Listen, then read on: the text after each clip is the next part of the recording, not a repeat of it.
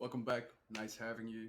So I've just finished my fifth year of higher education, and I'll be giving you some tips that I wish I knew way, way earlier to become a better student, get better grades. Cause like my first year, I literally only passed one exam out of like 10 or 11.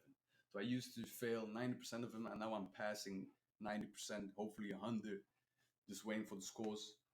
So I'm gonna tell y'all what someone should have told me, but they didn't, or they did, but I didn't want to listen. First of all, start summarizing like a decent time ahead. Some people study every day for an hour, half an hour. I'm not that guy. I'm gonna be honest. So here in Belgium, we have 12 weeks of studying. What I would recommend is from the 8th to the ninth week on, you just dedicate an hour or two after work, as of study or work, to summarize or just be active with the courses wherever it may be. Keep up with your tasks and your tests that you have in the meanwhile, but from week 8 till 9 you leave that degeneracy to the side and you dedicate yourself. Because just with that month and a half that you have been in the notes, it's going to help you internalize it way more than you would if you are just a procrastinator and leave it till week 12 or 11, or just the exam period. Is gonna You're gonna fail most likely. Second, find and create your own study area. What can this be? If you prefer to study on your own, fine, do that. If you need that peer pressure, if that motivates you, do that as well. If you're on your own, don't have it like this, or that's how I would recommend. The peripheral view must be like bland, clear, tidy, so you don't get distracted. Because people like me are overstimulated. That's why studying with someone else for me is better. Because if you get distracted, you take a look, a glance, the others are studying as well. Get your shit done too. This can be in person if you can. This can be at someone's home, at the library. Perhaps you're in a new city, you don't have a lot of friends, you're kind of introverted. Check out a video call. Get on Discord with your mates. There's even a study lobby in Discord right now. So get that done. Um, and find like something to tune out the noise. If you can't study with music, fine. For me, I'd say get you some lo-fi, some binaural beats like delta waves, um, nature sounds or white noise, whatever it may be. If that keeps you focused, find out, check it out. I'm gonna leave some links down below of things that helped me. And this is the real game changer. Number three, Pomodoro Technique. What is the Pomodoro Technique? It's a 25-minute study period with like a 5-minute break, or a 50-minute study period with a 10-minute break. Boils down to the same thing. Now, set for yourself like a goal. I want to study, let's say, 7 hours, so 14 half-hour pomodoros. Spread it out throughout the day. 4 in the morning, 3 in the midday, 2 in the evening. So you get your 7 hours. Don't be like me and just. I used to set myself the goal. All right, I'm gonna study 8 hours. So I would start at 1 p.m. and finish at 9 p.m. and be like dead in the head because I couldn't any longer. All the stuff is not internalized. You're not taking decent breaks, so it's actually just a waste of time. So right now with Pomodoro, you might be studying less hours and getting way more for your money.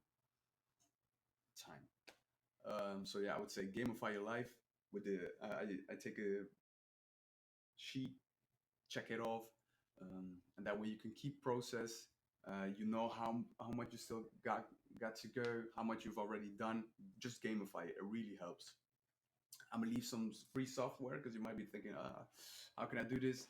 Yo, there's like browsers, there's like programs, phone, computer. It doesn't matter. There's no excuse to not try it out. Now, the fourth one, get rid of distractors. For me, mainly, it's this phone right here. If you can, turn off as many notifications. Like for me, I only had like incoming calls on, text messages, and that was basically it. Put your sound on, put it and put it in another room if you can't control yourself. That's what worked for me. And if you still feel like I can't leave it, put your phone there and use it as a camera. Study with like your computer, your notes, whatever. Put it there as a camera while you're studying with your mates. If it can be. Some people turn it on black and white, but for me, It just makes me scroll in black and white mode. So everyone got like something going on. Be honest with yourself and the people around you. What is distracting? Like if you're studying with roomies and they bring on a friend or a partner, just take them to the side if you notice like they're distracting you way too much, and just mention it. Like they understand that they are in their studying process as well, and you need optimal concentration. This goes both ways, and to be honest, just take them to the side, mention it, and that's the most adult thing you can do. For me, the software called Turkey, which was a really great one. You can like blog, programs, sites, whatever. There's a free version and a paying one. I've paid actually for it, and I'm gonna be honest, it really like it shows you where you go to. Like, nah, you can see, well, it shows you, but you can see for yourself. All right, I'm just wasting time on this program and in this website, and you can just block it yourself. You can put in pauses. Is a very good one. I would definitely recommend it if you struggle with concentration and not being able to control that. Fifth tip, take meaningful, go on meaningful breaks, like those 5 minutes, 10 minutes. Don't just be sitting there watching YouTube, scrolling. If you can, preferably get up, try the handstand. I tried it, I couldn't do it. Try a handstand. Go do some push-ups, bro. It's that easy. Go set some tea, some coffee, just sit outside, sit on the front door, just take a little breather, disconnect for a little while. Because to be honest, if you're just scrolling and watching YouTube, you don't get a chance to disconnect and take a meaningful break. As well as if you're not getting the work done, so let's say you've been studying for 1.5 hours and you notice it's really sluggish, take a long break. Take a nap, go shower. If you've planned it right, you might be able to hit the gym, go for a run. Um, if not, do something meaningful inside, as I said. Maybe cook. It all depends. You can find this for yourself, but definitely take meaningful breaks because otherwise you're overstimulating, you're overstressed, and nothing is going in. Yeah. And the sixth one, 666, is call it quits, bro. Like, whenever you call it quits, it's done. For me, I prefer like an hour to another hour and a half before I'd like to go to bed or sleep. I've just stopped studying, regardless of how much work I got done. If I'm still missing a Pomodoro, it, I mean, it is what it is that day, because you need that little time to unwind, be social, perhaps call your friends, talk to your roomies, whatever it is. Just do something to really disconnect. Read a little bit before you go to bed, and this will help you fall asleep easier, get up at the time you want to get up, and keep the process going. So, final summary: start a decent time ahead, a time that's comfortable for you and you know you'll get the work done. Second, create your own study environment on your own or with someone else. Third of all, check out the Pomodoro technique or whichever techniques work for you.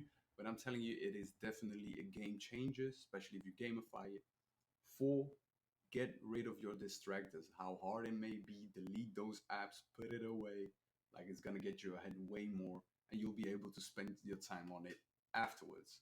Five, take some meaningful breaks. Reset your mind while you're studying. And the last one, the sixth, know when to call it quits.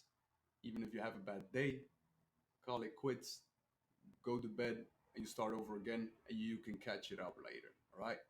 So those are 6 tips that really were a game changer for me. That switched it up entirely. Sadly enough, I learned this very late in my college career, but it is what it is. So hopefully you can learn from this, and just know, regardless how much it sucks at that time, those all those little sacrifices really do pay off. Because if you're a master procrastinator, I know you were. We're the same. But trust me, it really pays off just to sacrifice a little bit in the short span. You'll be so much happier in the long span. So let me know down below how you used to study or like how you study right now. Things Give me some tips because I might still need it, and show some love if you found it helpful. Adios.